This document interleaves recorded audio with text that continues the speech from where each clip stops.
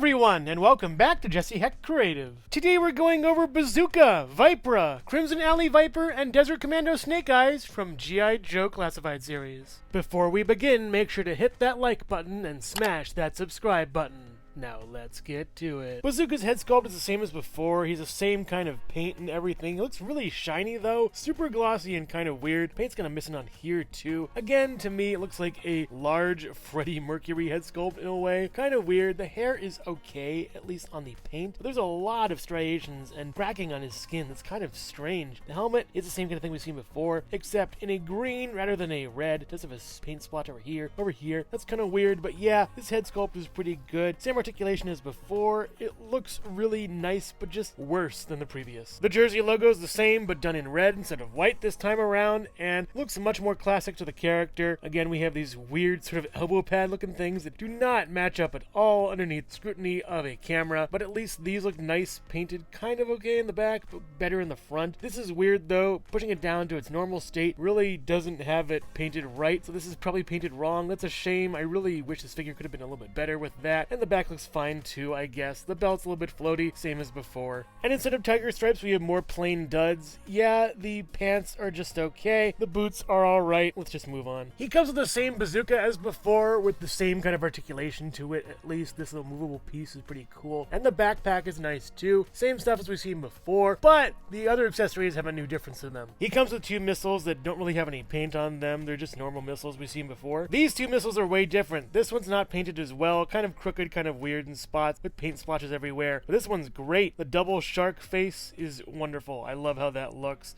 These are some pretty cool missiles, which the other two were painted too. And they all neatly store in his backpack like so. It's pretty cool. The little yellow tab is pretty neat also. Vypra's head sculpt is pretty cool. The eyes are really nicely done. I love these. They're great. The nose is prominent as well. Looks really cool. The whole profile is wonderful. I love the headband. It looks technologic, futuristic, really neat. Sets it apart from all the little folds on the mask underneath. Looks great. And the mask on the front looks really great as well. The articulation is the same. Pretty good. Very well done for this figure. But yeah, the head sculpt is very nice. The body looks pretty cool. I really like how this looks. It's super neat. I like the yellow and red and black kind of mingling together. All very well done. Python Patrol right over here as well. Little logo there. That's pretty cool. But other than that, we've seen this sculpt before. I do like the color placement though. It's really well done. The legs are more of the same, just plain black with a nice shine on them though. I do appreciate all the sculpt work, but we've seen this before. Let's move on. She comes with a really cool skull mask with an eyeball insignia. It's kind of weird. The mask doesn't really have eyes to see or at least show off. It's just two blank holes with no red or anything in them. Fits really well around the head. Looks very nice on it. And yeah, just your generic kind of skull mask. The other accessories kind of neatly fit in this backpack. We've seen the bow and it's horrible. Look at this thing. It's really warped and terrible. Hasbro, fix this please. Use cardboard next time. We also get a single arrow that can pop out of here with a little bit of effort. It's nice and fits really well back in, as well as two different sizes of sword that you can again place back in here, and it's just stuff we've seen before that we don't really need to go over once again. The snakes on the swords are cool. Yeah, the bow is awful. Heck yeah, but let's just move on. Here's Bazooka next to Tiger Force Bazooka, and Vypra next to the retro carded Baroness. They're all nice figures and look really cool. I do think Tiger Force is a little more pizzazz than the regular Bazooka, even though the red looks striking on him, and Vypra's just okay. Baroness is the real winner here. Bazooka stands at about 6.5 inches tall or so, while Vypra stands at about 5.5 inches tall or so. Again, all really nice figures, and are really cool, and we have some more cool figures right after this. Hello everyone, and thank you so much for watching so far. Make sure to click like, subscribe, share, and leave a comment. You can also click the bell icon for more creativity. Now let's get back to it.